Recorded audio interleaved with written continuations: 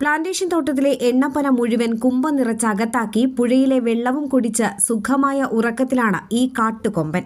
കനത്ത ചൂടിൽ കാടും കാട്ടരുവികളും വറ്റി വരണ്ടതോടെ തീറ്റ തേടി കാടിറങ്ങിയ കാട്ടുകൊമ്പൻ വയറു നിറഞ്ഞതിന്റെ ആലസ്യത്തിൽ അതിരപ്പിള്ളി പ്ലാന്റേഷൻ തോട്ടത്തിൽ സുഖമായി ഉറങ്ങുകയാണ്.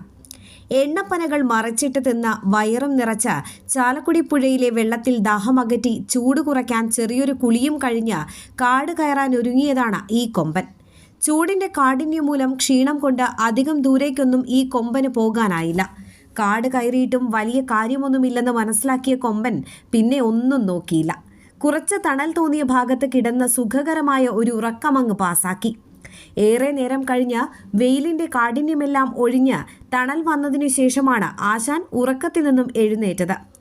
ഉറക്കത്തിന്റെ ആലസ്യമെല്ലാം വിട്ടൊഴിഞ്ഞ് പതിയെ ചെവിയും വാലും തലയുമെല്ലാം അനക്കി എഴുന്നേറ്റ് നടന്ന് അവൻ വീണ്ടും കാടുകയറി.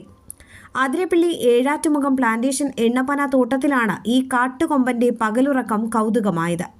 വൈൽഡ് ലൈഫ് ഫോട്ടോഗ്രാഫർ രാജേന്ദ്രൻ വെറ്റിലപ്പാറയാണ് ഈ അപൂർവ കാഴ്ച തന്റെ ക്യാമറയിൽ പകർത്തിയത്. ആന ഉറങ്ങുന്ന ദൃശ്യങ്ങൾ അത്യപൂർവമായി മാത്രം കാണാൻ കഴിയുന്ന കാഴ്ചയാണ്. ദിവസത്തിൽ 4 മണിക്കൂറോളം മാത്രമാണ് ആനയുടെ ഉറക്കം.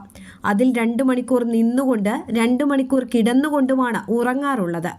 കിടന്നുറങ്ങുമ്പോൾ ഒരു കണ്ണ് പൂർണ്ണമായും മറയുന്നതുകൊണ്ട് ശത്രുക്കളിൽ നിന്നും രക്ഷ നേടാനായി വിശ്വാസമുള്ള സ്ഥലങ്ങളിൽ മാത്രമേ ആനകൾ കിടന്നുറങ്ങാറുള്ളൂ. സാധാരണയായി രാത്രികാലങ്ങളിൽ മാത്രമേ ആനകൾ കിടന്നുറങ്ങാറുള്ളൂ. പകലുറക്കം അത്യപൂർവമാണ്.